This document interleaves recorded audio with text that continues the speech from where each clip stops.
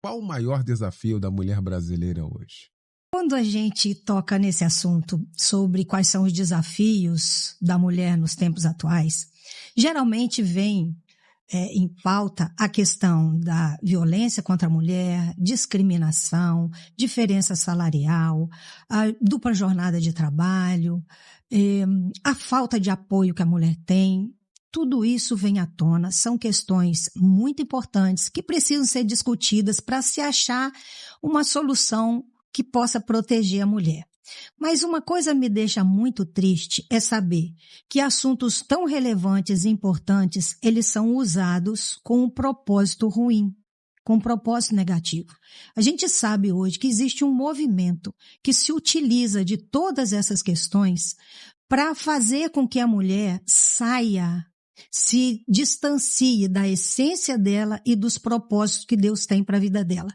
Então, todos esses assuntos são utilizados muitas vezes para jogar a mulher contra o homem, para criar disputa e competição entre o masculino e o feminino, para levar a mulher a acreditar que a maternidade e o casamento é uma questão de opressão da mulher. Então, eu acho muito importante quando a gente tem a oportunidade de discutir esses assuntos pautado dentro da palavra de Deus. Porque, para mim, o maior desafio da mulher é se manter na essência que Deus deu e no propósito designado por Deus. Porque quando a gente perde essa essência e sai desse propósito, nada vai ser solução.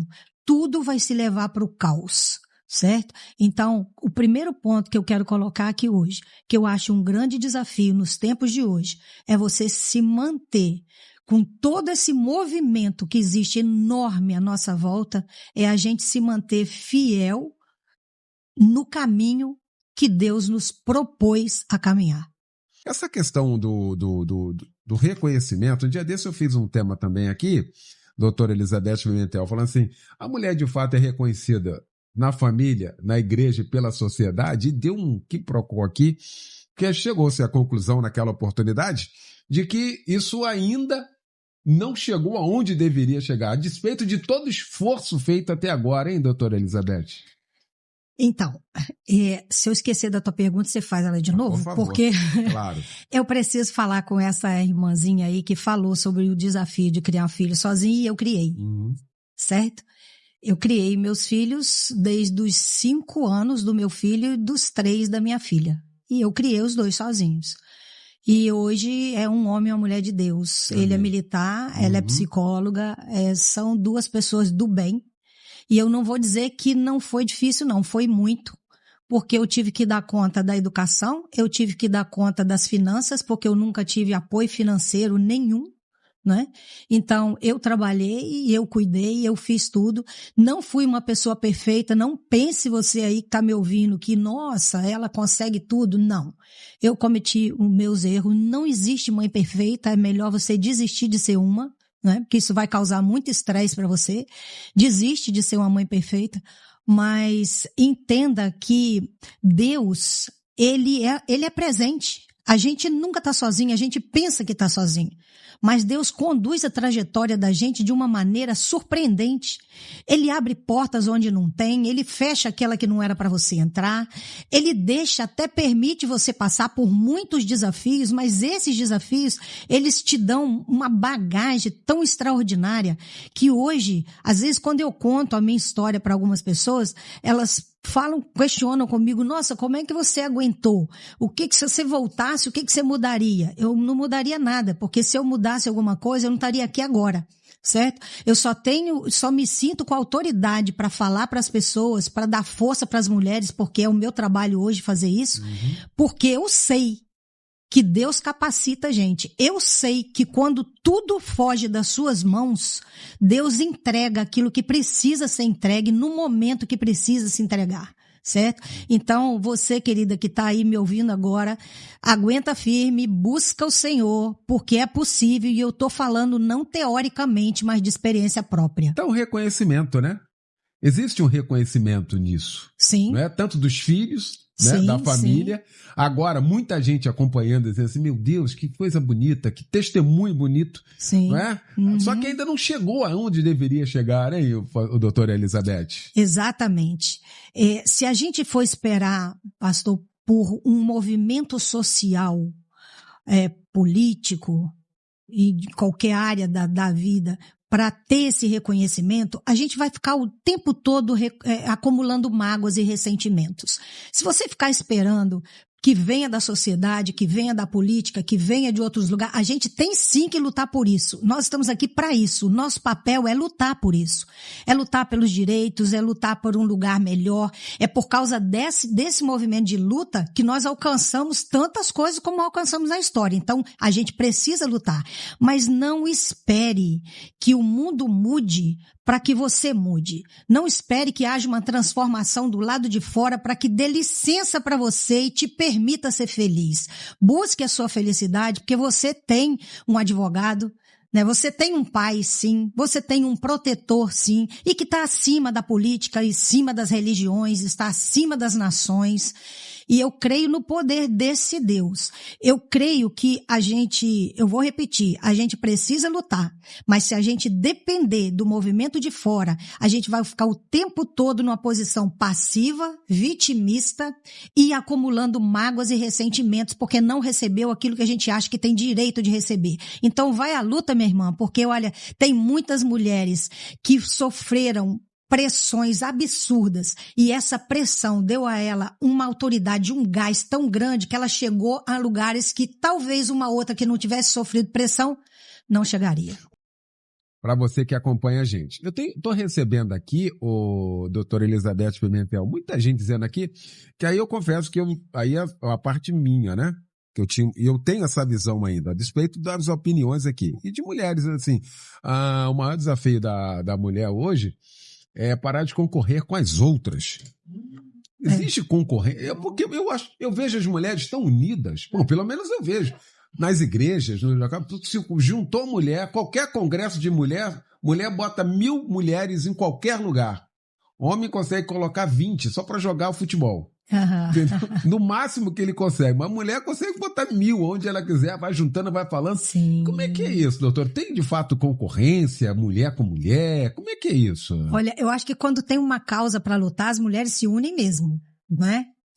Tem congresso de mulheres lotado, realmente, de gente muito mais do que de homens. Você quer fazer um movimento, convoca as mulheres porque elas dão conta de encher um estádio, não é? Mas quando a gente fala sobre disputa, assim, isso vai muito na insegurança, né? O sentimento de inferioridade, essa competição, isso pega muito para as questões emocionais, para as questões de insegurança, para o sentimento de menos-valia, por achar que a outra está arriscando o que é dela. Eu acho que a gente precisa entender o seguinte, o que é de cada um, é de cada um. O sucesso do outro, ele não invalida o seu. Você não precisa que outra pessoa caia para que você se levante. Você não precisa que o outro perca para que você tenha. Então, eu acho que a gente precisa acabar com esse tipo de sentimento. Entendeu, pastor? Ter mais confiança em si mesmo. Eu acho que é uma questão de você buscar, se tratar, para você realmente ser confiante em você. Porque quem é confiante em si mesmo aplaude o sucesso da outra, aplaude a beleza da outra, aplaude o que o outro, independente de ser homem ou ser mulher. Né? Eu acho que isso é importante a gente cuidar disso para que a gente não caia nessa disputa, porque isso existe e é real mesmo. Né? As pessoas falam que os homens são mais leais do que as mulheres nesse sentido, mas exatamente porque passa por essa insegurança, eu creio. Aqui. Que debate maravilhoso, pois o maior desafio é ser mãe, para mim, e maior ainda é ser mãe de uma criança autista. E eu quero entrar aqui. Uhum. Eu quero entrar aqui. Esse mês de abril é o mês azul de conscientização sobre o transtorno do espectro autista. A Melodia realizou 2 debates esse mês e passou todos os sábados trazendo informações, a gente quebrando tabus, quebrando preconceitos, a pedido do povo, dos irmãos. Assim, eu não quero ter, mas eu não sei como fazer. Então a gente conseguiu, nesse mês de abril, doutora Elizabeth Pimentel, trazer tantas informações aqui, e eu quero dizer às mães das crianças autistas, as mães que têm filhos especiais, dizer que especiais são vocês. Vocês são especiais. E aqui fica a nossa homenagem, o nosso reconhecimento sobre tudo, sobre todos os aspectos, hein, doutora Elizabeth? Então, eu acho que essa mãe é especial por Deus ter confiado uma missão dessa a ela, né? Porque é uma missão desafiadora, mas entenda isso, que você tem forças, porque Deus não daria se você não tivesse. Mas eu quero dizer para essas mães o seguinte: quando a gente não conhece uma coisa, aquilo fica muito difícil de lidar. E hoje já se tem muitas informações. Hoje você vai para a internet, você escuta, você ouve palestras, você ouve vídeos, tem muita coisa sendo ensinada. Então você pode buscar essas informações e você vai aprender a lidar com seu filho. Tem coisas muito úteis e são gratuitas, estão aí disponíveis. É difícil quando a gente não sabe, mas com informação fica muito mais fácil. Agora, eu quero aproveitar, pastor, que já está na reta final, não posso deixar de aproveitar essa oportunidade para falar isso, que foi falado aqui sobre a violência, né, violência psicológica. E você sabe que eu trabalho com a violência psicológica, né? E uma coisa tem acontecido muito, tem chegado demais a mim, são mulheres que sofrem essa tortura psicológica, que são humilhadas, criticadas, desvalorizadas, que são isoladas socialmente, que são verdadeiramente aprisionadas em relacionamentos abusivos. E essas mulheres, quando elas procuram ajuda, muitas vezes elas procuram na igreja e as pessoas não sabem como acolher. Muitas reclamam da mesma coisa para mim, e não é uma nem duas, são centenas que falam a mesma coisa. Elas dizem que a pergunta que fazem para ela é: você sofre violência física? Você tem comprovação de traição? Se não tem, então você pode lidar com isso. Então, você não tem do que se queixar. Ou seja, quer dizer que a tortura emocional não é vista como violência? O que acontece é que essas pessoas saem desses aconselhamentos muito mais solitárias, infelizes do que elas chegaram. Então, eu queria fazer um apelo para quem recebe essas mulheres. Se você não sabe como lidar ou não quer se comprometer, o mínimo que você pode fazer é acolher a dor dessa pessoa, não minimizar essa dor, não desprezar. Acolha o sofrimento do outro para que ele não saia de lá se sentindo pior do que chegou. Doutor, o que fica para nós de reflexão, hein? Eu quero deixar o que Deus falou para Josué, né? Josué estava com medo de ocupar o lugar de Moisés, né? Todos nós temos medos. Todos nós temos medos. Quando enfrentamos desafios, não pense que as pessoas que colocam testemunhos de coragem, foi coragem sem medo. Eu falei do meu testemunho aqui, mas eu tive muito medo.